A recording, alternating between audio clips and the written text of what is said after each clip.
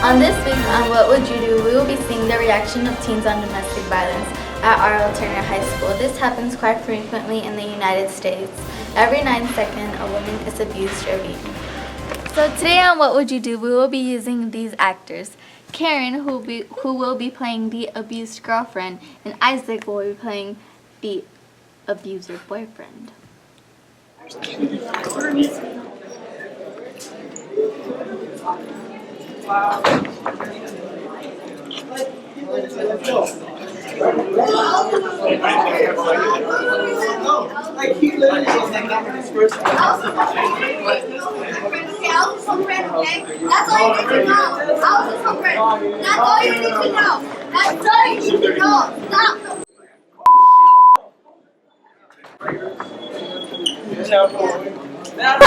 What was your first thoughts when you saw this happening?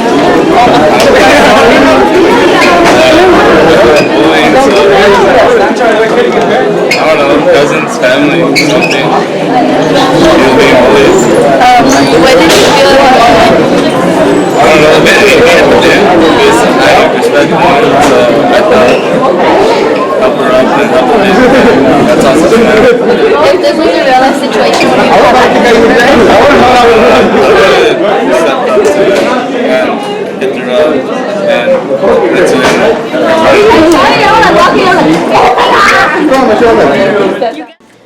What were your first thoughts when you saw this happening?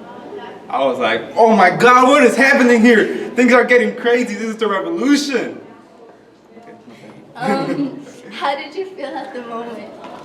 Well, I was pretty mad because like she fell down, and I was just like, what type of guy would do this? Yeah, that was my. What would you have acted differently if you ever saw this in real life? Like if it wasn't a joke? Yeah, if it wasn't like, we weren't recording, it was actually a real situation. Would I react differently? Yeah, would you have like been like to the guy who said something? Yeah, I would have probably like posted up to him, you know. Then why didn't you right now? Because I knew the guy. He's my cousin, by the way. Okay, thank you. Yeah.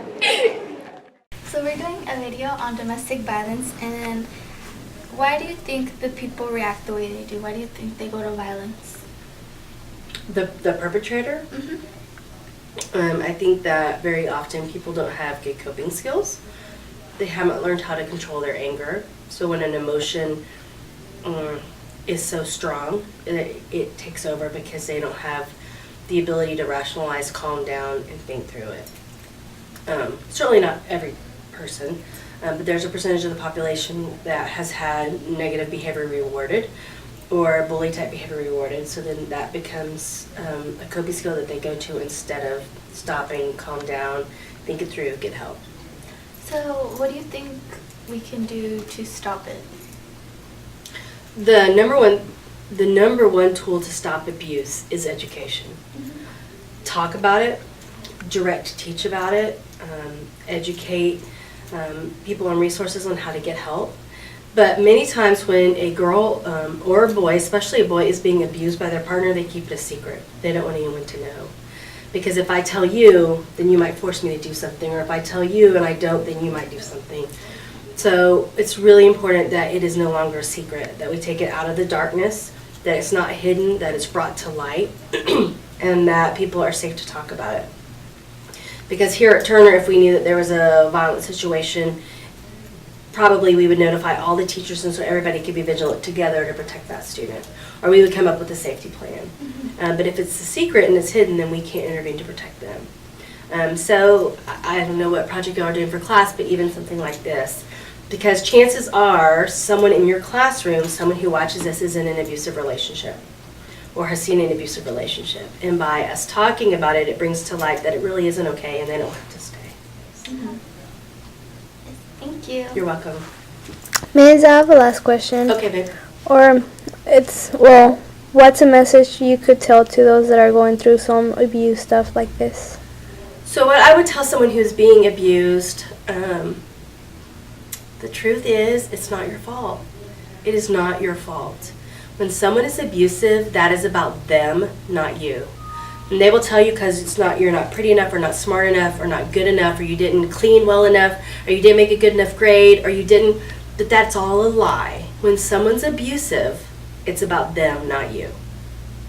If someone is truly abusive, it doesn't matter what this person does, it's not going to change who they are.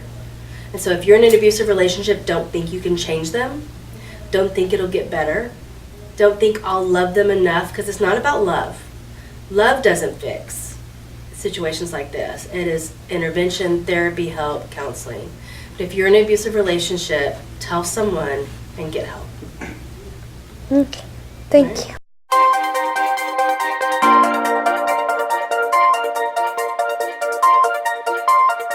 Audio Jungle.